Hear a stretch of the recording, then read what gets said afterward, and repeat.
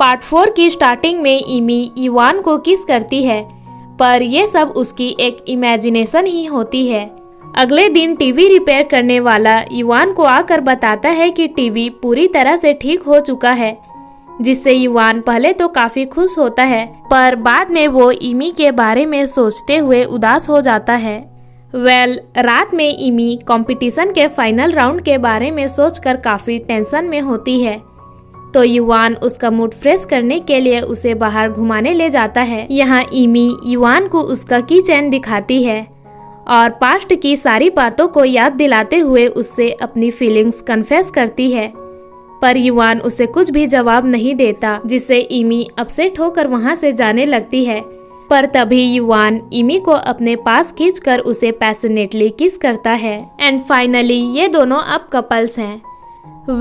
अगले दिन युवान से मिलने क्रिस आता है।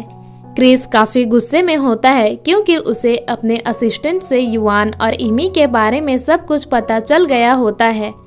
क्रिस गुस्से में युवान को मारे ही जा रहा होता है, जिससे युवान की हालत काफी वीक हो जाती है और वो बेहोश होकर गिर जाता है। युवान की ऐसी हालत देखकर जब क्रिस उसे उठाने जाता है, पर युवान के फेस से तो रेडिएशन निकल रहा होता है, जिसका मतलब यह था कि युवान जल्द ही अपने टाइम में वापस जाने वाला है।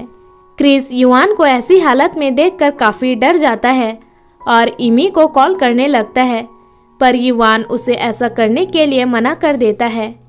थोड़ी देर बाद में युवान क्रिस को सारी बात समझाता है, जिससे क्रिस को भी उसकी बातों पर पूरा यकीन हो जाता है।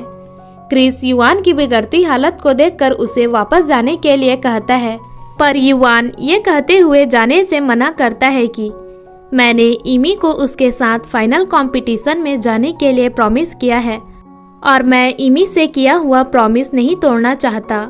आगे बढ़ने से पहले अगर आपने हमारे चैनल डिम्पल ड्रामा को सब्सक्राइब नहीं किया है तो जल्दी से सब्सक्राइब करके बेल आइकन को भी प्रेस करो गाइस, ताकि हमारी न्यू वीडियोस की नोटिफिकेशन आपको मिल सके। और अगर वीडियो पसंद आ रही है तो वीडियो को लाइक, कमेंट और शेयर भी कर दीजिएगा। Thank you.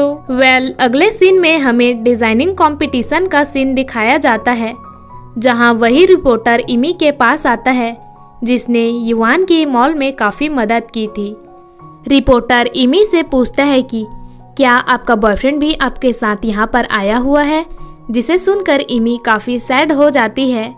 बाद में इमी बार बार युवान को मैसेज करती है, पर युवान उसके किसी भी मैसेज का रिप्लाई नहीं करता, जिससे इमी युवान के बारे में सोच सोच कर और भी ज्यादा परेशान हो जाती है।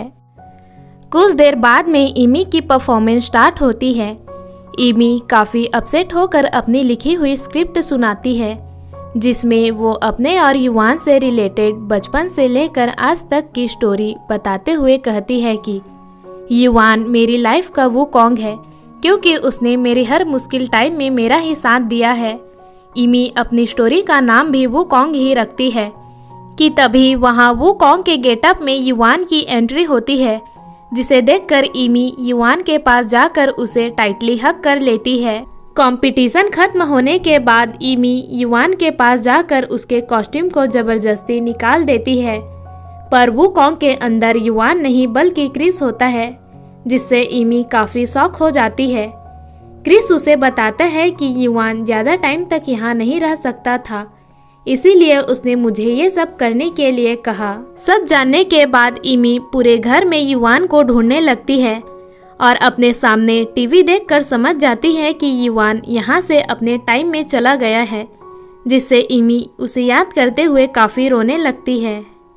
जिसके बाद हमें 1 साल बाद का सीन दिखाया जाता है।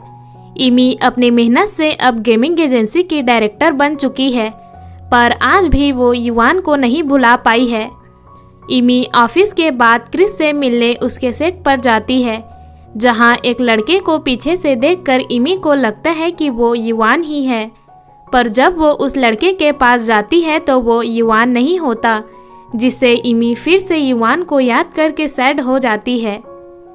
रात में इमी डिनर कर रही होती है कि तभी उसका एक पड़ोसी आकर उसे केक देते हुए कहता है कि आज तुम्हारी और युवान की लव एनिवर्सरी है ना, इसीलिए मैं तुम्हारे लिए केक लेकर आया हूँ एंड ये भी कहता है कि तुम्हारे घर का एक रूम काफ़ी दिनों से खाली पड़ा हुआ है, क्या तुम कोई रूममेट रखना चाहती हो? क्योंकि मेरा एक फ्रेंड है जिसे ये रूम किराए पर चाहिए, तो क्या तुम मेरे फ्रेंड को अपने यहाँ किराए पर रखना चाहोगी? जिसके लिए इमी साफ मना कर देती है, पर इमी का पड़ोसी उसे जबरदस्ती एक थैला देकर वहाँ से चला जाता है। इमी जब वो थैला खोलकर देखती है तो उसमें युवान की ड्राइंग की हुई कॉमिक होती है, जिसमें युवान और इमी से रिलेटेड पूरी स्टोरी लिखी हुई होती है। उस कॉमिक को पढ़कर इमी युवान को ही याद करने लगती है कि तभी डोर बेल बजती है। इमी जब डोर ओपन करती है तो उसके सामने कोई और नहीं बल्कि युवान ही होता है, और युवान ही उसका न्यू रूममेट है, जिसके बारे में इमी के पड़ोसी ने इमी से रेंट के लिए पूछा था। इमी इतने साल बाद में युवान को अपने सामने देखकर काफ़ी इमोशनल और खुश भी हो जाती है, और इसी के साथ हमारे इस ड्रामे की हैप्पी एंडिंग हो जाती है। आई होप गाइस आपको मेरी एक्सप्लेनेशन पसंद आई होगी। So please like the video, comment भी कर देना और चैनल को सब्सक्राइब करना मत भूलना। मिलते हैं एक न्यू ड्रामे के साथ, तब तक के लिए keep watching and keep supporting. Thank you.